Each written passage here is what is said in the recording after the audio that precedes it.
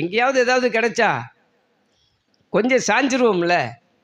அப்போ ஆண்டவர் பாருங்க, தேவ சமூகத்தில் தேவ சத்தத்தை கேட்டால் நீங்கள் வலது, அப்போ உங்கள் ரோட்டில் தான் போகிறோம், நம்ம ரூட்டில் போகிறோம், சரியான ஒரு இடத்துக்கு போக தெரியாமல் போயிட்டுருக்குறோம். இங்கே ஆண்டவர் சொல்கிறாரு, நீங்கள் வலதுபுறமாய் சாயும் போதும் இடதுபுறமாய் சாயும் போதும் வழி இதுவே, இதிலே நடவுங்கள் என்று உங்களுக்கு பின்னாலே சொல்லும் வார்த்தையை உங்கள் காதுகள் கேட்கும்.